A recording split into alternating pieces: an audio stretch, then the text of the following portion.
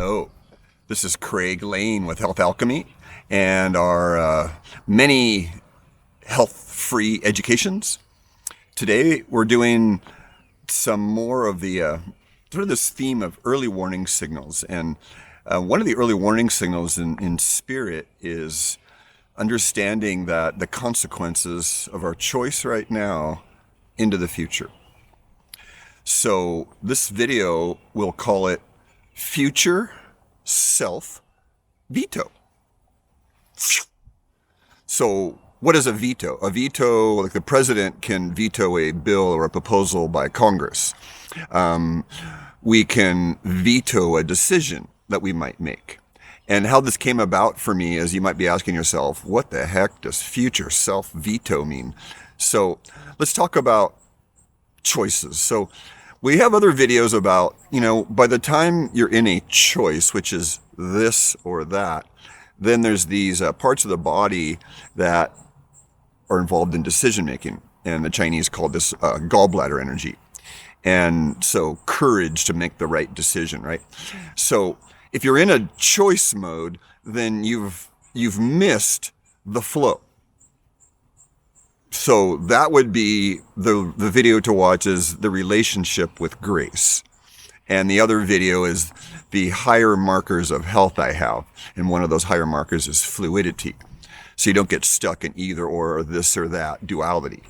So this came about for me in my massage therapy practice. And I was giving evening body work to beautiful people. And for much of it, I was single and the end of a relationship. And so what ended up happening was I didn't really feel seen. That's one of the most painful things is to not feel seen, in our lives and not feel met. And so I'd get home from work and feel like I need some, the old Miller time. Or if you're not old enough to remember that, then it's the post-work, I deserve this, or this, right? And this little story we tell ourselves, I deserve this because I did that. I worked so hard, I deserve to have gluttony and destroy myself really on some level. So what happened is that my night guy was having a lot of fun. So I smoked some weed, some chocolate, and I probably ate chocolate almost every night, at least 4 or 5 nights a week for too close to bed, for probably 2 years. And then I started noticing this pattern of waking up, and I was always a morning person.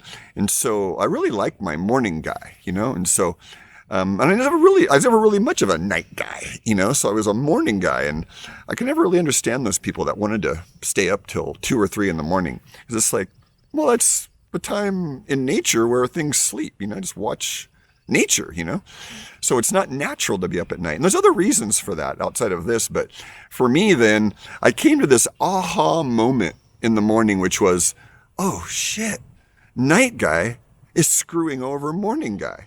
So night Craig, I'm Craig, was messing with morning Craig, right? Because if you have fun at night, like go drinking, then you feel hungover in the morning. And then your morning self, if you will, is lacking because your night self had too much fun. So I was like sitting there in the morning going, I need to develop a relationship between these two. And the reason why this came about is because a couple of decades earlier, I had done this really cheesy meditation book called Mystical Experiences in 30 Days. And in that, you talk to your future self and get information about maybe a vacation. So the first time I did this, I was driving to Los Angeles from Northern California, and about halfway down in San Luis Obispo, I imagined myself driving back a week later, and I asked myself for insights. And so that was called the future self. And so I developed this future self veto by honoring night guys, or for any of us at any time, what are the consequences into the future? So eating chocolate and smoking maybe too much weed, or maybe even any weed, like weed's not the best thing to smoke before you go to bed, maybe an edible or something, or an oral use. But I kind of got it. And then I realized I need to have morning guy veto, which I later called future self veto. So I hope this was helpful. If you notice a pattern of like, maybe you drink too much coffee in the morning, and then afternoon person, afternoon lady, afternoon guy, afternoon whatever title you have is kind of down, and morning persons, And I see this a lot because naturally our cortisol, our energy is highest in the morning, and then that hormone goes down into the evening.